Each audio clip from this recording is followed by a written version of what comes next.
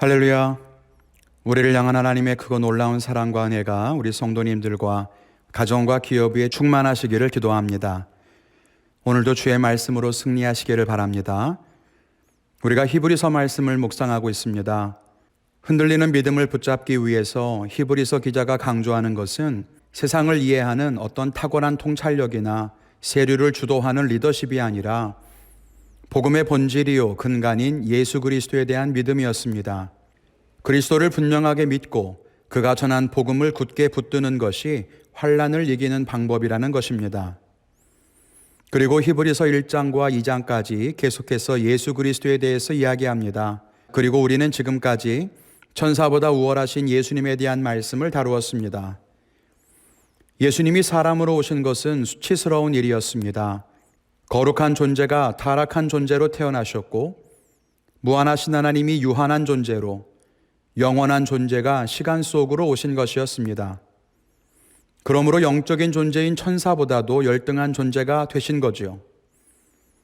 그런데 히브리서 기자는 예수님이 천사보다 열등한 존재가 된 것은 오직 우리를 구원하시기 위해서이고 그것도 잠깐 동안 일어난 일일 뿐이지 예수님은 천사보다 우월하며 비교할 수 없는 존귀한 하나님이시라는 말을 합니다. 그러므로 예수님의 성육신은 하나님이 수치스럽게 사람이 되시고 천사보다 열등한 존재가 되신 충격적인 사건이지만 동시에 하나님의 사랑이 가장 분명하게 드러난 사건이기도 합니다. 그래서 히브리서 기자는 예수님이 우리와 같은 사람이 되셨다는 사실을 더욱 강조합니다. 그것이 예수님을 믿는 믿음의 핵심이기 때문입니다. 오늘도 말씀을 통해서 몇 가지 생각해 보면서 은혜를 나누기를 원합니다. 그 첫째는 사람이 되심으로 완전한 구세주가 되셨다 하는 겁니다. 오늘 말씀 10절을 현대인의 성경에서는 이렇게 번역합니다. 만물을 창조하시고 보존하시는 하나님이 많은 사람을 영광으로 인도하시려고 구원의 창시자이신 예수님을 고난을 통해 완전하게 하신 것은 너무나 당연한 일이었습니다. 하나님께서 예수님을 고난을 통해서 완전하게 하셨다. 이 말씀이 무슨 뜻일까요? 원래 예수님은 완전하신 하나님 아니십니까? 맞습니다. 그렇다면 고난을 통해서 완전해졌다는 말은 무엇입니까? 이 말은 예수님이 구원을 이루시기 위해서 주님이 사람이 되시는 성육신 사건이 선행되었어야 했다는 것입니다. 즉 예수님이 흠이 있던 존재였는데 완전한 존재가 되었다는 말이 아니라 우리의 죄를 짊어지고 우리 대신 죽으려면 하나님이신 예수님이 먼저 사람이 되셔야 했다는 말이죠. 사람이 되지 않고 죽지 않는 영원한 하나님이 우리 대신 죽을 수는 없었기 때문입니다. 그러므로 그리스도가 사람으로 오심으로써 비로소 그분은 우리를 구원할 수 있는 참 구세주가 되신 것입니다. 그리고 그분이 이루신 구원은 완전하고 참된 구원이 될 수 있었던 것입니다. 그러므로 우리는 예수님이 사람으로 오신 것을 의심하거나 부끄러워해서는 안 됩니다. 그분이 가장 높은 곳에서 가장 낮은 곳으로 사람이 되어 내려오신 것은 오직 우리를 구원하시기 위한 사랑의 선택이었기 때문입니다. 사람의 논리와 이성으로 다 이해할 수 없어서 그분의 죽음을 같이 절하하거나 예수님을 열등한 존재로 비하해서는 안 될 것입니다. 그것이 히브리서 기자의 이야기입니다. 14절 이후에 말씀하십니다. 그도 또한 같은 모양으로 혈과 육을 함께 지심은 죽음을 통하여 마귀를 멸하시며 종노릇하는 모든 자들을 놓아주려 하십니다. 천사들이 아니라 아브라함의 자손을 붙들어 주려 하십니다.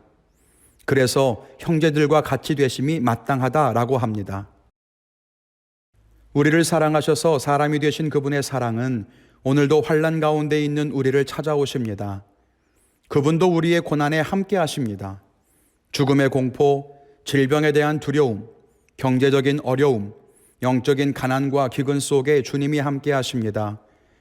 그리고 세상 염려에 사로잡힌 우리를 자유하게 하십니다. 주님이 우리를 해방시키시는 거죠. 주님이 우리를 구원하십니다. 오늘도 이 은혜로 죄의 굴레를 벗고 환경의 멍에를 부수어 진정한 자유와 기쁨을 누리며 사시기를 바랍니다. 둘째는 사람이 되심으로 우리에게 본이 되셨다 하는 겁니다. 놀랍게도 오늘 말씀에서 예수님은 우리를 두 가지 흥미로운 관계로 초대하십니다. 11절에 보면 말씀하시기를 예수님과 우리가 다 한 근원에서 나왔으니 우리를 형제라 부르기를 부끄러워하지 않으신다고 합니다. 그리고 13절 이후에는 우리를 자녀라 부르시면서 혈과 육을 가진 자녀와 같은 모양으로 혈과 육을 지니셨다고 합니다. 주님은 우리와 같은 모습이 되어 우리 곁에 오셨습니다. 그래서 우리와 함께 살아가시고 고난당하시고 또 모든 사람이 겪어야 할 죽음을 지나셨습니다. 주님은 우리의 죄를 속량하셨고 우리를 도우십니다. 죄를 속량하시는 것은 우리가 이해할 수 있습니다. 그렇다면 주님은 어떻게 우리를 도우실까요? 주님이 시험을 당하고 고난을 당하셨은즉 시험 받는 자들을 능히 도우실 수 있다고 말합니다. 그럼 사람이 되지 않으셨다면 돕지 못했을까요? 아닐 것입니다. 그러므로 이 말씀은 주님이 우리를 도우실 수 있고 없고 하는 그런 능력의 문제가 아닙니다. 이 말씀은 역으로 생각해 본다면 우리가 시험 당하신 주님을 보면서 도움을 얻을 수 있다는 말로 이해하는 것이 좋습니다. 우리가 시험 당하신 주님을 봅니다. 그 시험을 어떻게 이기셨는지도 봅니다. 주님이 유혹당하신 것도 그 유혹을 이기신 것도 봅니다.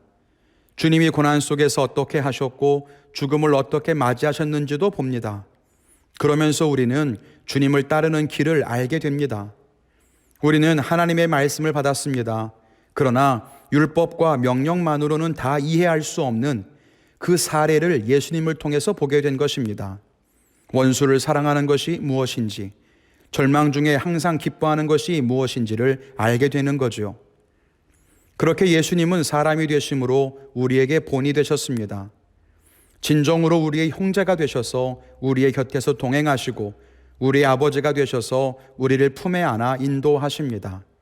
오늘 우리를 살게 하는 이 은혜로 승리하시기를 바랍니다. 비록 우리가 어려움 가운데 있지만, 길이 없는 것 같지만 우리는 예수님이 이 어려움을 어떻게 극복하셨는지 알고 있습니다. 경제적인 어려움 속에서도 만나를 주시고 오병이어의 기적을 이루신 기적을 알고 있습니다. 쉽게 원하는 것을 이루게 해주겠다는 유혹이 우리에게 다가오지만 우리는 예수님이 사단의 시험을 어떻게 이기셨는지를 보았습니다. 죽음의 공포가 있습니까?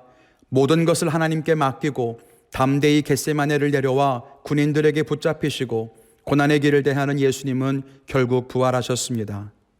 우리가 주님을 바라보며 우리와 같은 사람이 되셔서 완전한 구주가 되시고 우리에게 본이 되신 주님을 따라 신실하게 말씀을 의지하며 승리할 수 있기를 주님의 이름으로 간절히 축원을 드립니다.